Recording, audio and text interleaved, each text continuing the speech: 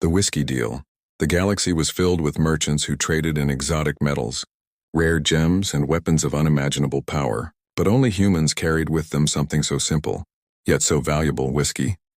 The story begins on the edge of a bustling starport, where a lone human trader sets down his small freighter, its cargo hold filled with carefully sealed barrels of aged whiskey from Earth. He was no warrior, no diplomat, only a wanderer who knew that what humans created carried a flavor the galaxy could never replicate. At the same time, an alien noble family was in turmoil. A widowed stepmother, known for her stern rule and pride in her lineage, was tasked with protecting her 3 stepdaughters. They were sought after by suitors across the stars. But her family's fortunes had fallen after her late husband's passing. She sought trade partners who could restore her household's honor, yet none brought anything worth her attention. When the human arrived, he carried himself with no arrogance. He offered no jewels, no weapons, no promises of political power. Instead, he placed a glass of amber liquid on the table. The alien stepmother looked at him with suspicion, her daughters whispering among themselves. "This is your offering?" she asked coldly. The human smiled faintly. Not just an offering, but a memory of Earth itself. A taste of fire, warmth, and courage, a drink born from patience and struggle. When the stepmother tasted it, her expression shifted. The burn in her throat surprised her, yet the warmth spread deep into her chest. It was more than a drink, it was an experience, something that carried with it laughter, sorrow, and strength. Her daughters, curious and bold, tried it as well, and each reacted differently, one with a laugh, another with a curious tilt of her head, and the youngest with a quiet awe. Soon, the alien stepmother realized that this whiskey was not just rare, it was unique. It carried the heart of a world where humans fought and survived against endless odds. To own such a trade was to bring prestige back to her house. But as the deal deepened, she also saw something in the human. His confidence was not built on wealth, but on resilience. He did not bow or flatter. Instead, he looked into her eyes as an equal. That was something no alien lord had ever dared. What began as a trade agreement soon turned into long evenings of negotiation. Each night, the human shared stories of Earth over glasses of whiskey. He spoke of battles fought not with fleets but with determination, of storms endured, and of songs sung around firelight. The daughters began to listen as well, drawn not to the whiskey but to the human himself.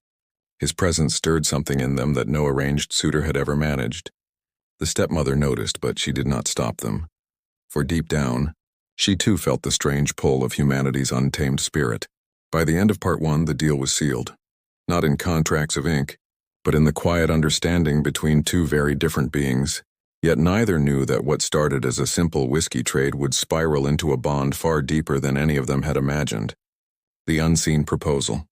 The human's whiskey trade brought new life into the alien household. Each evening, the stepmother would sit across from him, her sharp eyes softened by the warmth of the drink. Her daughters joined more often, sometimes asking about Earth, sometimes listening silently as he told tales of human courage and foolishness alike. But not everyone welcomed this change, rival merchants began to whisper. They could not understand why the noble stepmother, once known for her cold rejection of countless suitors, now entertained a single human trader night after night.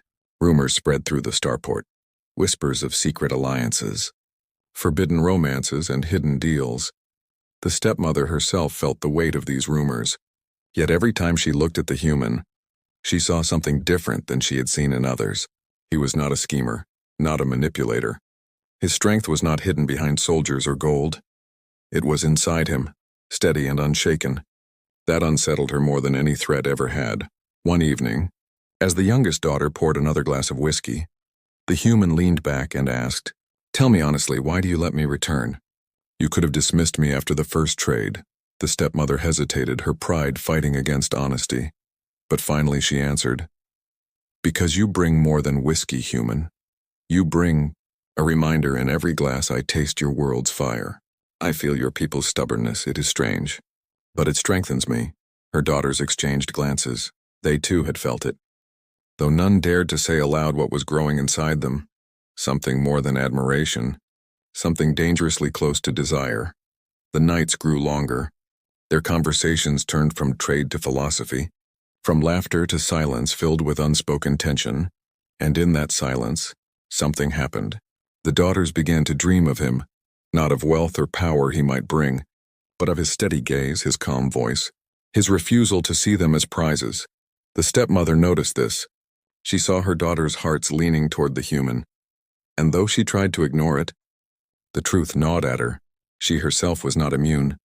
Every time she sipped whiskey by his side, she felt the walls of her solitude cracking. Then came the night that changed everything. The human arrived at the manor with not just whiskey, but music from a small device. He played a song from Earth. The alien household froze at the strange sound, haunting, warm, filled with longing. It was unlike any alien rhythm. It was raw and human. The stepmother felt her chest tighten. Her daughters sat closer, their eyes wide. The music carried with it emotions they could not name. And when the last note faded, silence pressed heavy upon them. It was the eldest daughter who broke it. "Human, do your people give songs to those they love?" He nodded slowly. "We give songs, gifts, even pieces of our soul. When love is true." The words sank into the room like a spark on dry wood. The stepmother stiffened, realizing too late the danger she had allowed. The human was no longer just a traitor. He was a temptation threatening to shatter the delicate balance of her family. But before she could dismiss him, before she could regain control, something shocking happened. The middle daughter stood, her eyes burning with defiance, and declared, "Then let us make a proposal, mother. If this human can bring fire into our lives, should he not also bring it into our future?" The hall went silent, the stepmother's breath caught.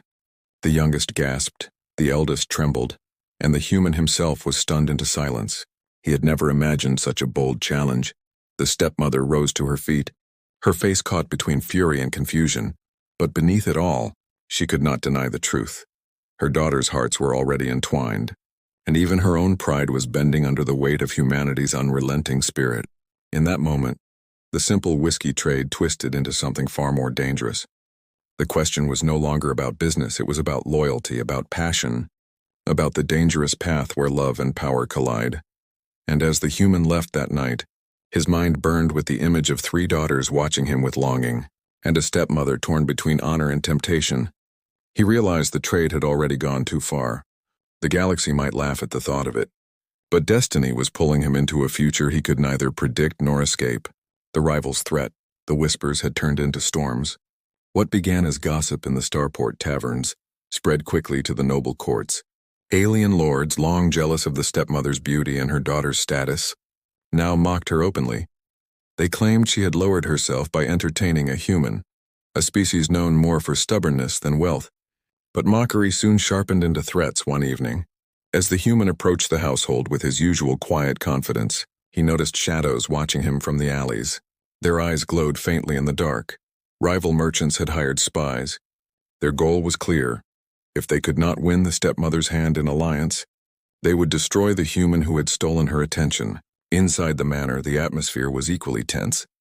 The daughters had grown bolder since the middle one's open proposal. Each in her own way began to draw closer to the human, one through laughter, another through long silences, and the youngest through shy questions about Earth's oceans. Its forests, its skies, the stepmother saw it all. Her pride burned, yet so did her heart. She told herself she entertained the human only for trade, only for the wealth his whiskey could bring, but deep down, she knew the truth. The man had already unsettled her more than any suitor ever had. That night she called him aside, away from her daughter's curious eyes. "You must leave," she said firmly. Her voice carried the steel of command. "Your presence has stirred danger. My rivals whisper that you ensnare us with poisoned drink and false songs. They will not stop until they have ended you." The human looked at her calmly. "I've lived with danger all my life. If your rivals think they can scare me, let them try." Her chest tightened. His refusal to bow, his lack of fear, it was infuriating, yet deeply compelling for all her words. She did not tell him to never return. Instead, she whispered, almost against her will, "Be careful." But fate did not wait. The very next evening, as he left the manor, mercenaries struck. Alien blades glistened in the dim light. They thought a lone human would be easy prey. But the galaxy always forgot one truth. Humans were survivors. The fight was quick, brutal, and shocking. The human used no advanced weapon, only his fists, his instincts, and a short blade at his belt. He moved like a storm, Fueled not by strength alone, but by sheer refusal to fall, when it was over, 3 mercenaries lay groaning in the dirt, and the others fled into the night. The daughters heard of the attack before the blood had even dried. They rushed to him, their voices breaking with fear. Each of them tried to tend his wounds, their hands trembling as if they had nearly lost something precious.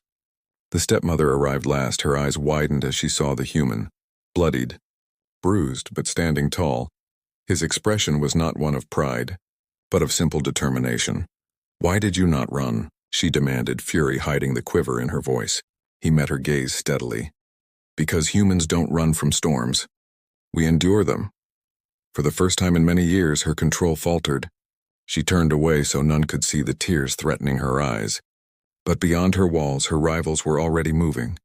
They spread rumors to the noble council that the stepmother's household was tainted, that she had allowed a human to entangle her daughters. Some even whispered of forced marriage. Others spoke of rebellion.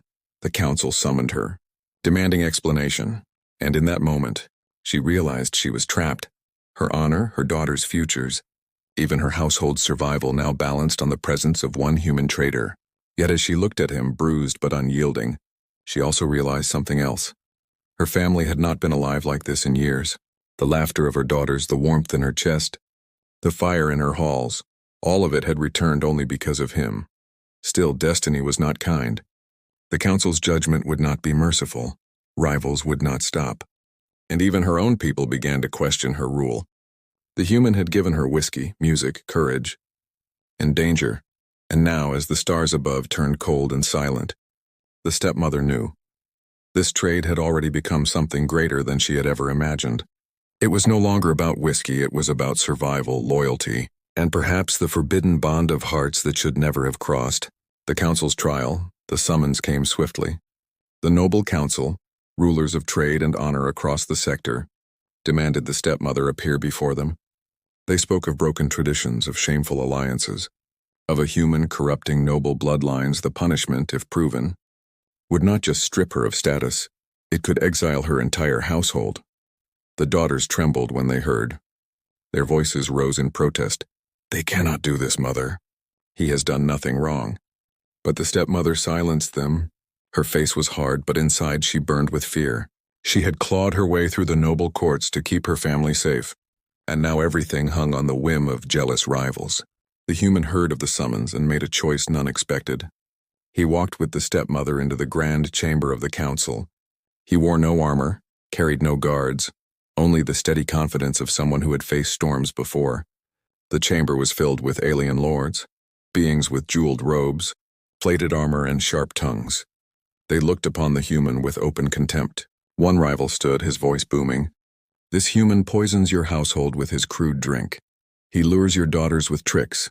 He weakens your honor with false tales. Will you deny it?" The stepmother opened her mouth, but before she could speak, the human stepped forward. His voice was calm but carried across the chamber. "I do not poison, I share. Whiskey is no weapon. It is Earth's memory in a glass. And if they see strength in me, it is not because I trick them. It is because humans endure." Laughter rippled through the chamber. But it was uneasy laughter. The lords expected him to beg, to grovel. Instead, he stood tall, unshaken. Another rival sneered, "Endure? You are a species barely crawling among the stars. What could you endure that we have not?" The human's eyes narrowed. On Earth, every breath is earned. Every storm, every beast, every war tried to wipe us away. And still we stand. That is why your mercenaries failed. That is why your threats do not move me. Humanity is not fragile. We are fire wrapped in flesh. Silence fell for a moment. The council had expected fear. Instead, they felt the raw edge of human defiance. The stepmother, though she had prepared to defend herself, found her breath caught. His words carried more weight than anything she could have said. Even her rivals shifted uneasily.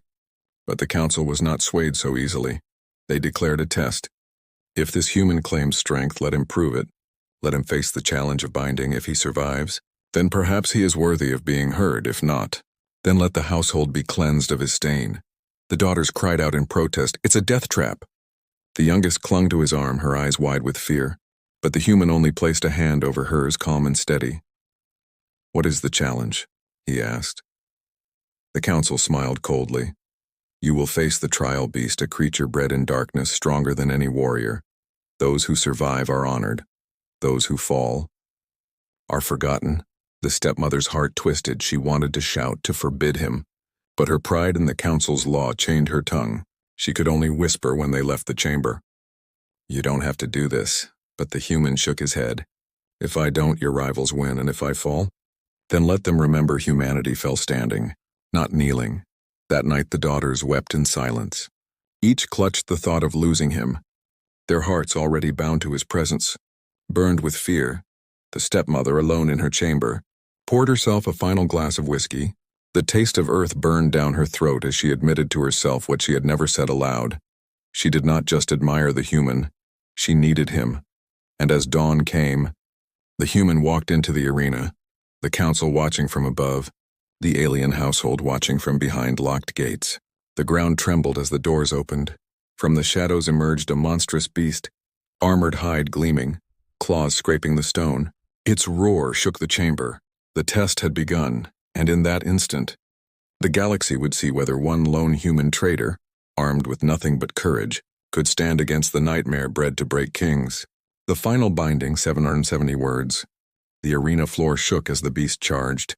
Its armored body crashed forward like a living avalanche, claws sharp enough to tear through steel. The noble council watched from above, smirks on their faces, expecting to see a human crushed in moments. But the human did not run, he stood still, waiting. His eyes locked on the beast, his breathing steady. The daughters cried out from behind the gate, the stepmother's hands gripping the bars until her knuckles turned pale. At the last moment, when the beast lunged, the human moved. He rolled aside, his blade flashing across a joint in the monster's armor. The creature roared in fury, stumbling but not falling. The fight had only begun. The crowd jeered, some shouting for the beast to finish him, but others leaned forward. Curious, they had expected fear. Instead, they saw a man who fought not with brute strength, but with a hunter's patience. Strike after strike, the human moved. His blade finding the weak spots, his body battered but unyielding. The beast's claws tore his side, blood staining the sand, but still he rose. His every movement carried the defiance of a species that had survived every impossible trial on their homeworld. Finally, as the beast reared to strike, the human saw his chance. With a roar that echoed through the chamber, he drove his blade deep into the beast's throat. Twisting with all his strength, the monster shuddered, staggered, and collapsed in the dust. Silence fell, broken only by the human's ragged breathing. He stood over the fallen beast, bloodied but alive. His eyes lifted to the council above. This, he said hoarsely, his voice carrying across the arena, is what it means to be human. We are not the strongest, not the richest, not the oldest in the stars, but we endure. And when the galaxy tests us, we do not fall, we rise. For a moment no one spoke. Then slowly, voices began to murmur through the chamber. Not mockery, but awe. The counselors shifted uneasily, realizing the trial they had intended as humiliation had instead become a legend in the making. The stepmother's composure shattered. She rushed into the arena. Her daughters close behind, they reached him, their hands on his bloodied arms, their tears falling freely. You fool, the stepmother whispered, her voice breaking. You could have died. He gave her a faint smile. Maybe. But some things are worth the risk. The eldest daughter gripped his hand, her eyes fierce. You fought for us. Not just for trade, not just for whiskey, but for our family. The middle daughter pressed her forehead against his arm, whispering, no one else ever would. The youngest, trembling, whispered the words the others could not. We love you.